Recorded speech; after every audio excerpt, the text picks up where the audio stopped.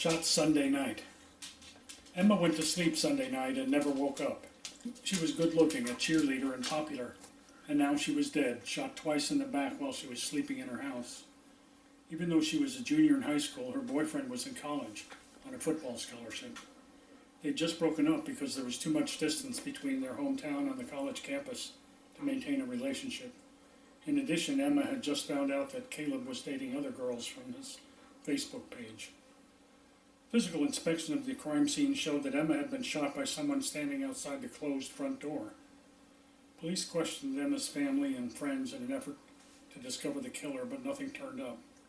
The boyfriend, Caleb, had a solid alibi. He left town after Emma broke up with him.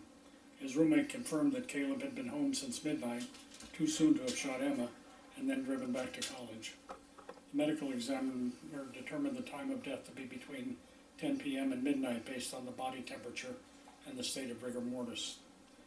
The police then found a .38 caliber pistol in Joan's house. Joan had been interested in starting a relationship with Caleb, but she thought Emma was in the way. Joan apparently did not know that Emma was breaking up with Caleb. Joan maintained that the gun was her father's, but the caliber matched the gun used to kill Emma. The police put Joan at the top of the suspect list. Caleb's alibi also started to fall apart when the police interviewed his roommate. When Caleb returned to the college, his roommate was asleep, and Caleb's return woke him up. Caleb told them it was midnight and go back to sleep. The roommate checked the bathroom clock and it read 12, but the next morning the sky started getting light at 4 a.m., and the roommate was late for his first class. Later in the day, he figured out that the bathroom clock was 2 hours late, and he had to reset it. This meant that Caleb had returned to college at 2 a.m. instead of midnight. There would have been enough time for him to commit the murder and return to college based on the time of death estimated by the medical examiner. The .38 caliber pistol in Joan's house did not match the bullet marks on the bullets recovered from the crime scene. But the FBI, which had done the testing, admitted that ballistic tests were unreliable and had been wrongly used in the justice system, both to convict and exonerate possible perpetrators. Joan, it turned out, had a fear of guns, which came from a hunting accident her brother had when she was 3 years old. She stayed home on the 4th of July because she couldn't tolerate the noise of fireworks or guns.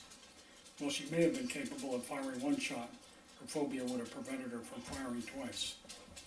At this point, the DA, who was under pressure to solve Emma's homicide, decided to press charges against Caleb. The discovery that he had changed the bathroom clock indicated that this was a premeditated murder. When the trial began, the defense surprised everybody by admitting that Caleb had shot Emma, but it wasn't murder because Caleb didn't think a .38 caliber pistol could penetrate a door with enough force to kill anyone. This was based on his experience hunting, when rifles couldn't kill deer if the bullets hit a 2x4 first. The energy in the projectile wasn't enough to go through the wall and do any damage.